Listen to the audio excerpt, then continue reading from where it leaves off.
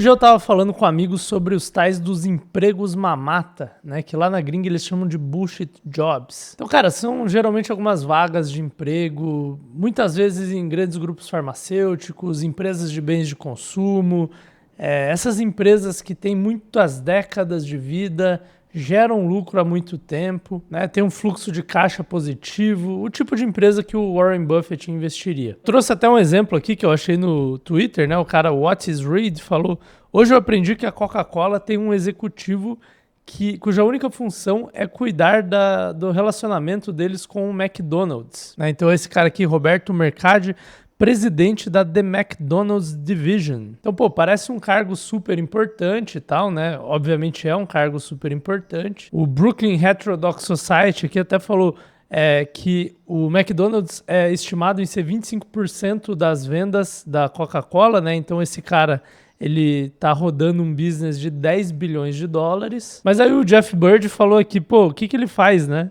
E aí, vocês ainda querem vender coca? Sim, aí beleza. E aí ele ganha $1 milhão por mês. A verdade é que esse cara aqui, ele realmente tem um emprego muito importante, mas, cara, ele não deve fazer muita coisa no dia a dia, né? Aposto que dá BO na operação e tal. Já vou falar um pouco mais desse cargo específico dele, mas me parece ser o tipo de emprego mamata, o tipo de emprego que você vai em muitos jantares, né? Come muito McDonald's, mas não me parece ser o tipo de coisa que você trabalha pra caramba e ele deve ganhar muito bem. Obviamente, o Roberto Mercadi aqui, como ele é um alto executivo, provavelmente ele ralou muito na carreira até chegar lá, mas existem uns trampos aí no mundo corporativo que não são tão altos, né? Você consegue desde recém-formado esses trabalhos e daria pra chamar que eles são empregos mamata também. Então aqueles trabalhos que tem happy hour, dia de fantasia. Tinha uma startup aí que fazia Bermuday, depois fazia Chinelo Day, que era o dia pra você ir de chinelo. A galera que trabalha em bens de consumo, talvez com exceção da Ambev, né, que é um ambiente um pouco mais tenso,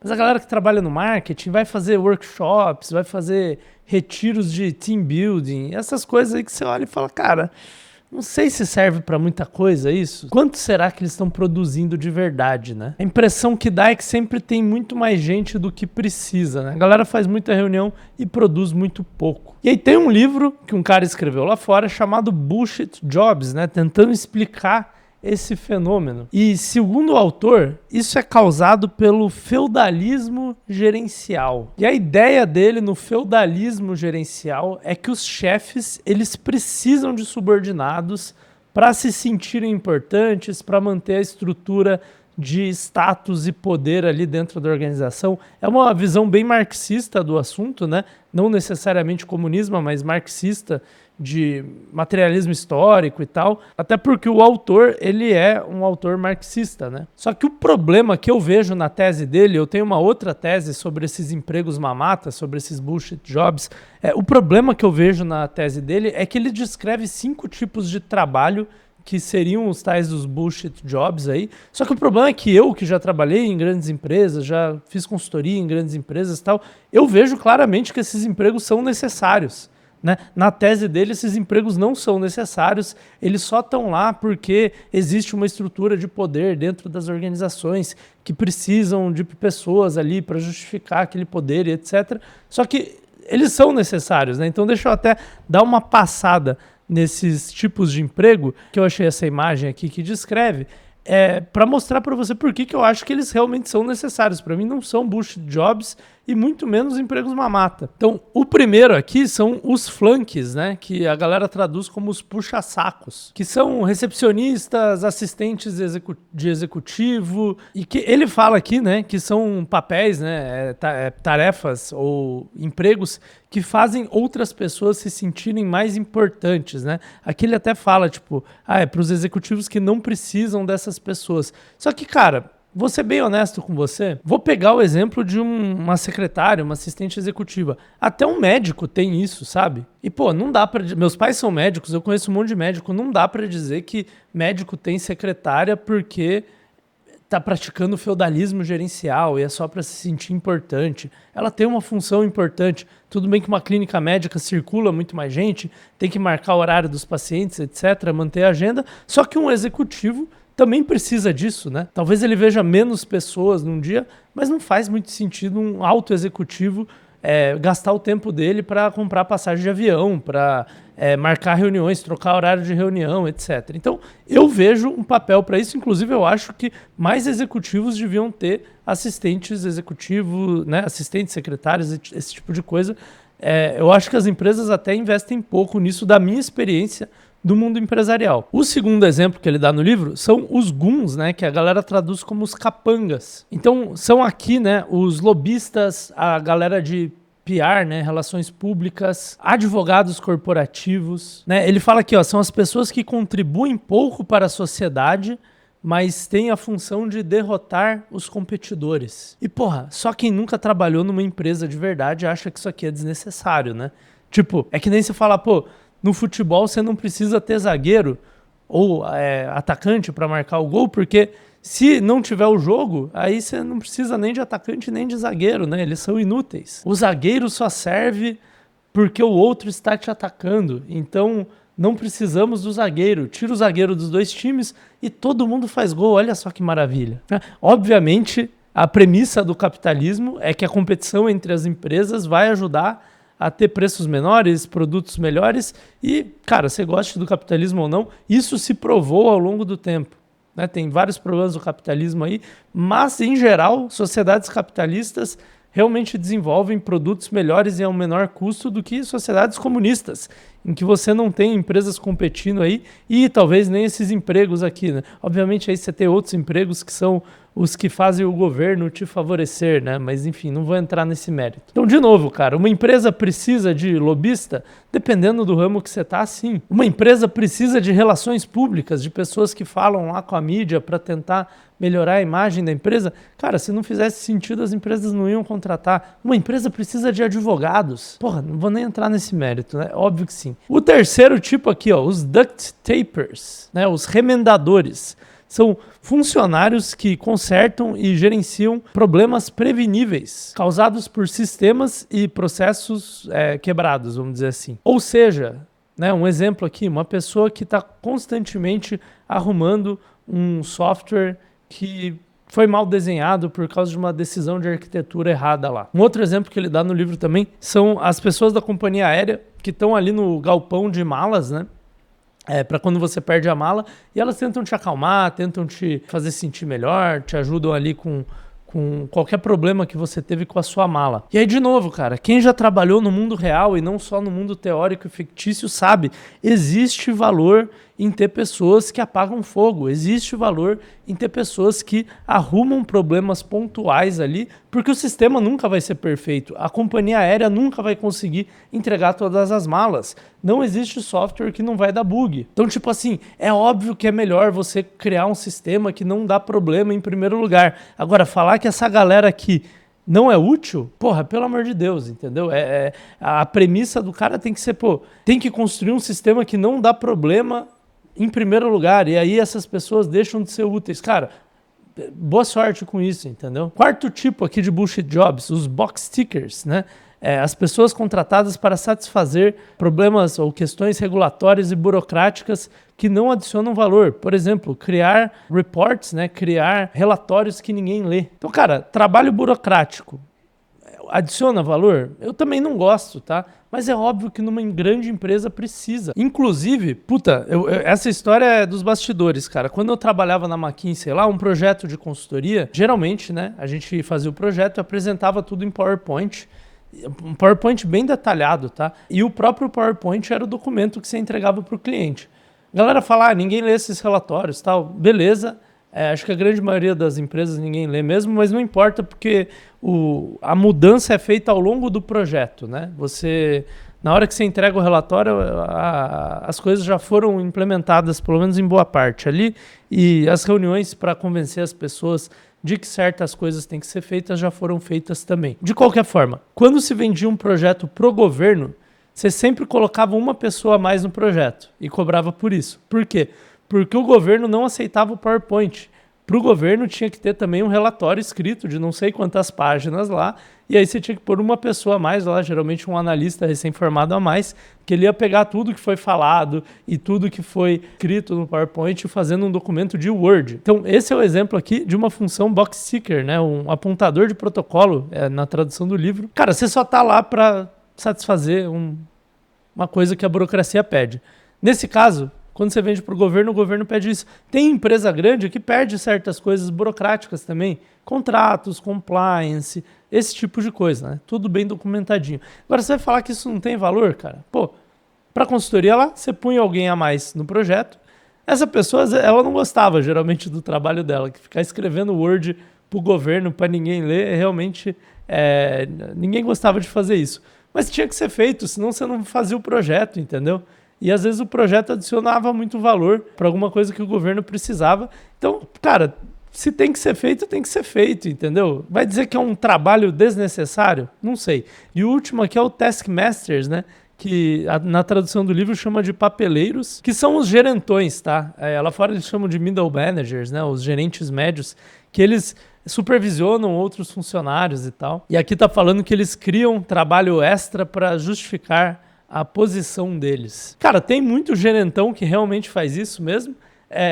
Em geral, eles não vão muito longe na carreira, os que ficam criando trabalho desnecessário para os outros. Mas sim, existe isso. Eu não acho que nenhuma empresa quer ter essas pessoas, entendeu? Só que você precisa ter alguém ali olhando o trabalho das outras pessoas, né? Conforme sua equipe cresce, de novo, quem já trabalhou numa empresa, não precisa nem ser muito grande, sabe que se você não tiver um gerente para cuidar de X funcionários, vira bagunça, cara, não tem como. No exército é assim também, né? Não tô nem falando do exército brasileiro, que, vamos dizer, não é uma grande referência em militarismo, mas no exército americano é assim, né? No exército romano era assim, tipo, existe essa função, ela existe por um motivo. Então, assim, a tese geral do cara é que esses 5 tipos de trabalho aqui, eles evidenciam como que o capitalismo não é tão eficiente assim. E beleza, a ideia do livro é interessante, o título é muito chamativo, mas, pô, cá entre nós, né, cara? Só alguém que nunca trabalhou numa empresa grande acha que, pô, não teria que ter uma recepcionista lá. Não tem função nenhuma. Ou, pô, vamos nos livrar do compliance, porque é um trabalho burocrático que só gera papelada. Ou, cara, não, companhia aérea não devia ter ninguém ajudando o cliente ali com a bagagem perdida, porque no mundo ideal você não perde nenhuma bagagem. Cara, as ideias do cara, né? Então, assim, eu não sei se é falta de criatividade dele imaginar por que essas funções seriam importantes, por que as empresas voluntariamente, sem nenhuma conspiração por trás, contratariam essas pessoas. Eu não sei se é um viés dele por ele ser marxista e aí talvez ele imagine um mundo idealizado demais em que tudo funciona. Eu não sei se é falta de experiência dele com o mundo real, porque ele é um cara acadêmico. Mas assim, independente dos motivos aí que levaram ele a achar essas funções desnecessárias ou ficar intrigado, né, de por que as empresas tem um advogado corporativo. Independente disso, ainda fica a pergunta, por que ainda assim a gente tem a sensação de que tem esses empregos mamata, né?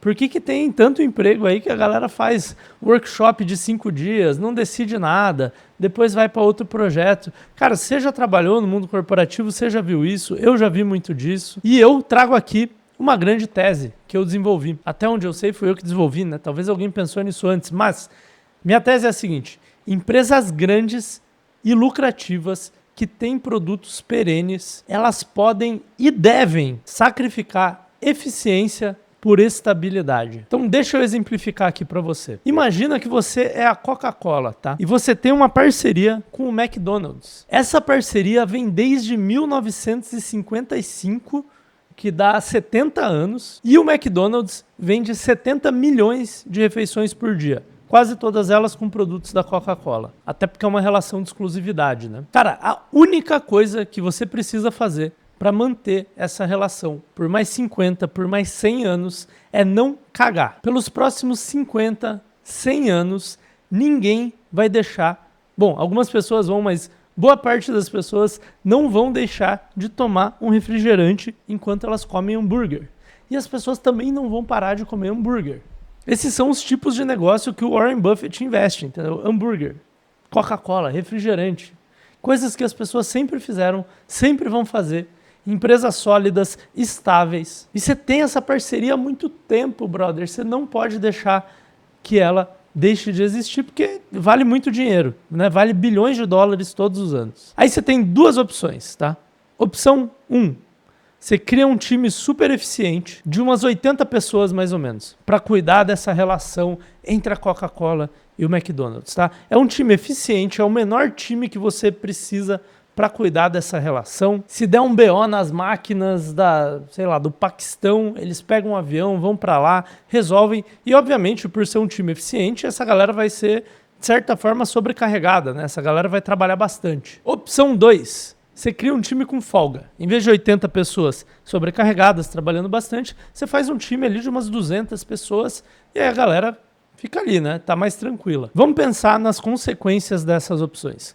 Na opção 1, você vai economizar alguns milhões de dólares por ano em salários. Tá? Você vai ter 120 pessoas a menos, aí você vê quanto que é um salário de uma pessoa dessa aí, vai dar alguns milhões de dólares por ano em salários que você economiza. Na opção 2, você tem mais gente ali, você tem quase o triplo de pessoas, 2,5 vezes mais pessoas. E o trabalho é o mesmo, né?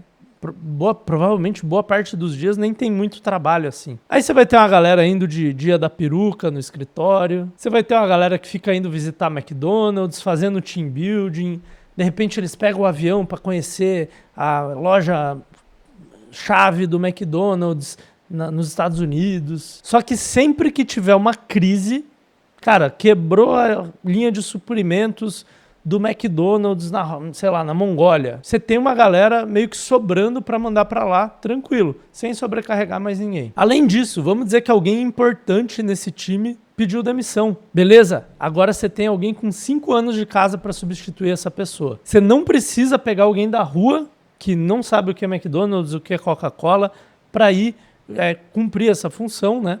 Você vai pegar uma pessoa que já tem 5 anos de casa, já conhece todo mundo ali do McDonald's, já conhece o cliente. Quando chega na reunião com o cliente já está acostumado, até se surpreendeu que essa pessoa não era um gerente sênior antes. E digo mais, em vez do cliente, né, do McDonald's ali ficar triste, né, ou ficar ansioso que aquela pessoa-chave saiu, eles vão ficar felizes que aquela outra pessoa que eles gostavam tanto foi promovida. Olha só que beleza. E, cara, essa dinâmica que eu descrevi aqui, no meu ver, né, na minha experiência, acontece em todas as empresas grandes que têm produtos assim, produtos lucrativos e perenes, que duram décadas, né? Então, se você pensar, a Gillette, tem um monte de gente assim.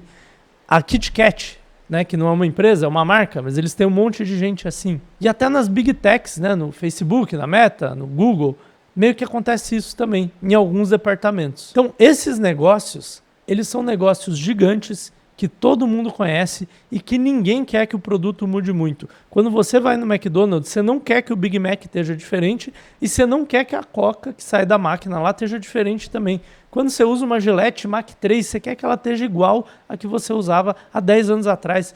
O Kit Kat é a mesma coisa. Você compra o Kit Kat, você quer o mesmo Kit Kat. Então, nesses casos, compensem muito você ter uma redundância grande no quadro de funcionários. Só que, pensa do lado do RH agora. Você tem mais funcionários que você deveria e essa galera você precisa deixar eles engajados de alguma forma, né? Porque se o cara tiver 2 horas de trabalho por dia e puder ir embora, pode até acontecer, mas o cara, entendeu? Talvez na hora que você precise dele, ele não saiba fazer muita coisa, né? Não dá para deixar o cara definhando ali como se fosse uma repartição pública, porque um dia você vai precisar dele. Inclusive é interessante porque a repartição pública também tem mais gente do que precisaria e o governo também tem um produto grande, lucrativo e perene, que é os impostos que eles cobram, mas enfim,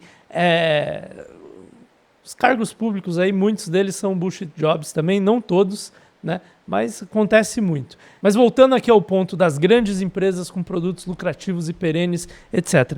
De certa forma, esses cargos que você tem lá, eles são mais ou menos a mesma lógica do exército. Então, qual que é a lógica de um exército, né? Você precisa manter eles ali, precisa manter eles treinados, porque no dia que você precisar deles, você realmente precisa deles, né? Até esse dia chegar, o exército não serve de muita coisa, né? Para que serve ter um exército? Enquanto você está em paz, não serve para nada. serve para talvez a galera ficar com medo de entrar em guerra com você, né? Mas na hora que você tá na guerra, aí você realmente precisa deles ali e precisa deles treinados e engajados. Mas no dia a dia do exército, você vai fazer flexão, vai fazer um treinamento de tiro, vai pintar um meio fio, alguma coisa assim, né? Então, esses empregos que a galera vai de peruca day e vai jogar pebolim no escritório tem o caso das startups também, que eu acho que é um pouco diferente, né? Que aí elas não estão com produtos lucrativos e duráveis, mas elas fazem essas dinâmicas e tal pra galera trabalhar mais, né? Ou para conseguir atrair talentos melhores que ela conseguiria de outra forma. Mas estou falando dessas grandes empresas que dão sexta-tarde off, né? Você não precisa trabalhar de sexta-tarde, isso é muito comum no meio na indústria farmacêutica. Elas dão uns café da manhã bizarro ali para os funcionários. Você pode sair ali no meio do expediente para fazer uma aulinha de yoga, voltar 2h30 depois. Eles são empregos mamata, mas eles têm um motivo para existir. Então assim, eles não são ineficiências do capitalismo.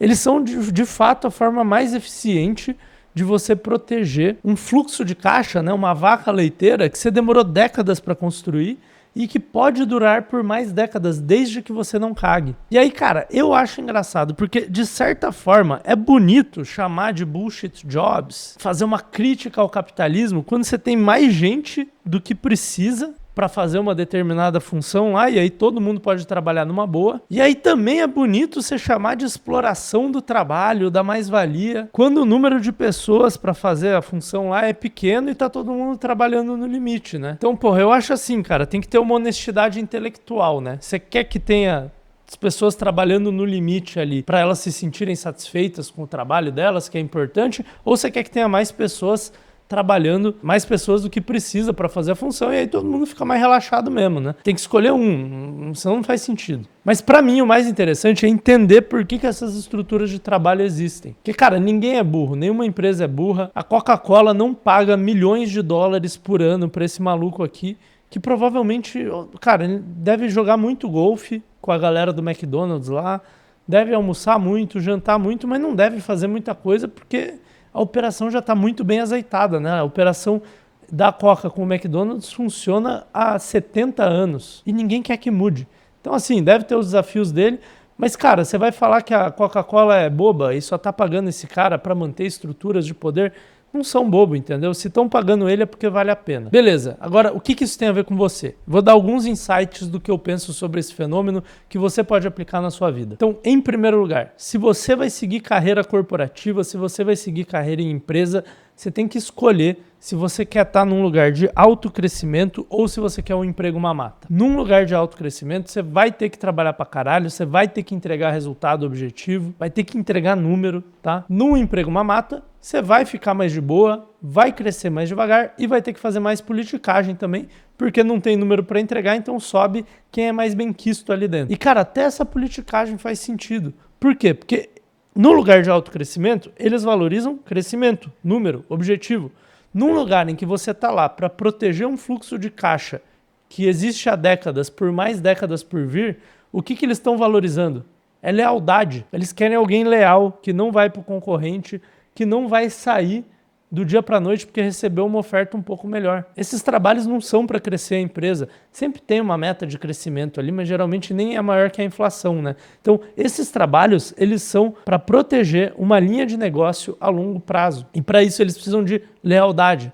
E uma forma de ver lealdade, que talvez não seja perfeita, é quem faz politicagem melhor, né? Quem vai em mais almoços, mais happy hours, faz o team building ali com a equipe, etc. Segunda observação, tá? Segundo insight, se você é um empreendedor, obviamente no começo você tem que focar em alto desempenho, você tem que focar em eficiência. Mas, caso você encontre uma vaca leiteira, um negócio altamente lucrativo que tem o potencial de ser perene, você tem que começar a pensar em proteção dessa vaca leiteira. E esses trabalhos de proteção, eles são menos eficientes por natureza mesmo. Então pensa num segurança de um prédio, né? Ele pode ficar ali o ano inteiro parado, sem fazer nada, e ainda assim vale a pena ter ele. Agora vamos dizer que eu tenho um SaaS, né? Um software para grandes empresas de um determinado nicho ali, e ele fatura 20 milhões por ano. Cara, pode ser que vale a pena você ter alguém no suporte de madrugada. Tipo uma pessoa que faz o suporte de madrugada. E ela não vai ser uma pessoa muito eficiente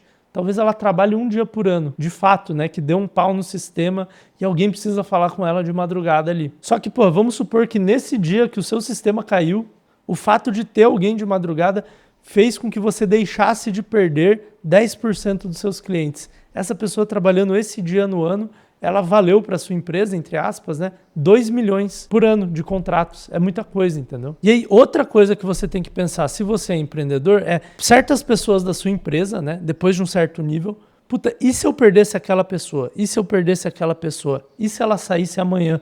Para ir para um concorrente ou para ir para outra empresa mesmo, de outro setor. Você tem redundância na sua empresa? Talvez não valha a pena você pensar nisso agora, né? Talvez sua empresa não está nesse nível ainda de ter uma máquina de gerar caixa que vale a pena ser protegida com redundância. Mas é comum em grandes empresas as pessoas trabalharem de dupla, né? Então, para cada função, você tem 2 pessoas trabalhando. Inclusive, muitas vezes elas trabalham juntas. Isso ajuda elas a tirarem férias e a empresa não parar, isso ajuda uma série de coisas, mas principalmente isso ajuda a empresa a não ter imprevisto. Se uma pessoa sair, a dupla dela tende a ficar, aí você contrata outra para ser a dupla dela e uma pessoa ensina para outra e tá tudo certo. Sempre foi desse jeito aqui na empresa, ninguém tem medo que vai ser substituído, é normal trabalhar de dupla, é um jeito que as grandes empresas fazem, tá? Mas enfim, tem uma crítica do livro que eu concordo que se você trabalha num bullshit job, a vida pode ser mamata, né? Principalmente se você tem um CLT Premium ali, você ganha bem no seu bullshit job, mas ela fica um pouco vazia, cara. Dá um pouco de... Tipo, você ficar esperando as coisas acontecerem ali, dá um pouco de vazio existencial mesmo. Então, talvez essa é uma crítica do livro que eu concordo. E se você se sente assim, talvez você pense em empreender. Que é uma, né, talvez até como uma forma de trazer mais significado na sua vida, fazer as coisas acontecerem.